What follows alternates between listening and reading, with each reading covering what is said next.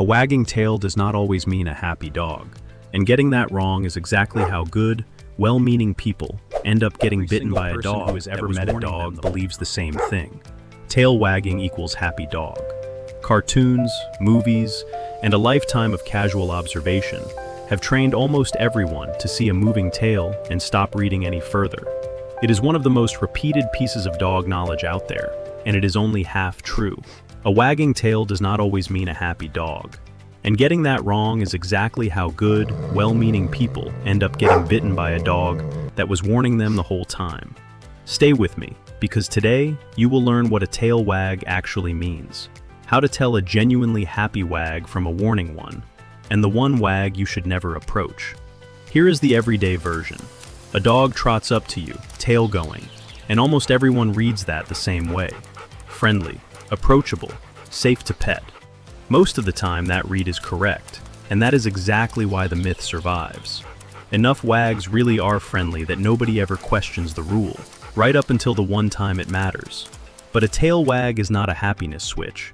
It is closer to a fuel gauge, and it measures how much emotion a dog is feeling in that moment, not which emotion.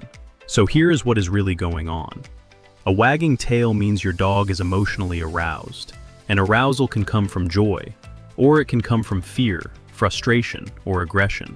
The tail itself is neutral.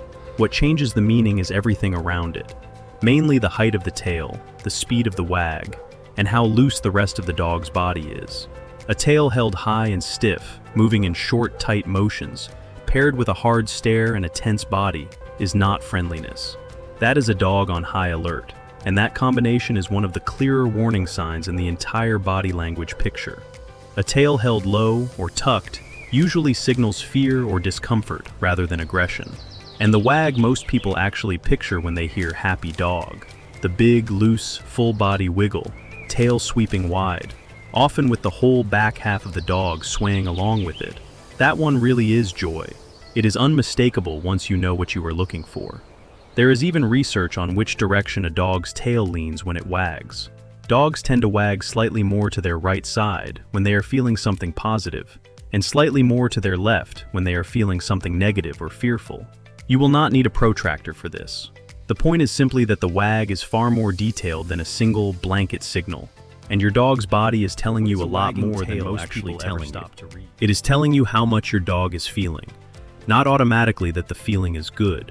A relaxed, loose, full-body wag, paired with soft eyes and a relaxed mouth, means genuine friendliness. A high, stiff, fast wag, paired with a hard stare and a tense body, means the opposite.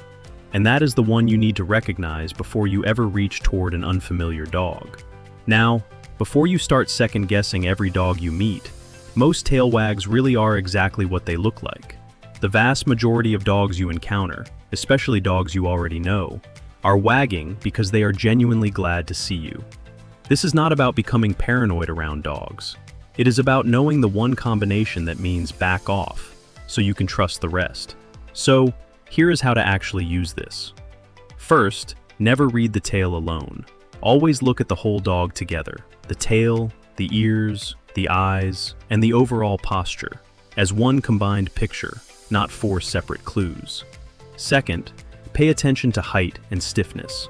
A tail held unusually high and moving in short, rigid bursts is a warning sign, not an invitation, even if it never actually stops moving.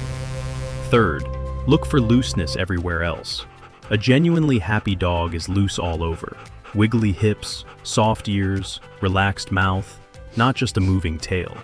Fourth, if you are meeting a dog you do not know, never approach based on the tail wag alone, especially if the rest of the body looks stiff, frozen, or tense. Let that dog approach you instead, on their own terms, and give them the choice to close the distance when they are ready. One more thing worth knowing. If your dog's tail suddenly goes limp, hangs low, or they seem to be in pain when it moves, especially after a long swim or a big day of exercise, that can be a real injury called limber tail, and it is worth a call to your vet rather than waiting it out. So, to wrap it up, a wagging tail is a measure of how much your dog is feeling, not automatically that they are happy. Read the height, the speed, and the looseness of the whole body together, and you will be able to tell a genuine, joyful wag from a warning one every single time. If this made you smile, hit subscribe, because I decode a new dog behavior every single week. And if you want to understand everything your dog does, all 42 common behaviors decoded in one place, my Pupquiry handbook is linked in the description below. One quick note as always. This channel is for general education, and it is not a substitute for professional advice. If your dog shows any sign of illness, balance trouble, or pain, please see your vet. I will see you in the next one.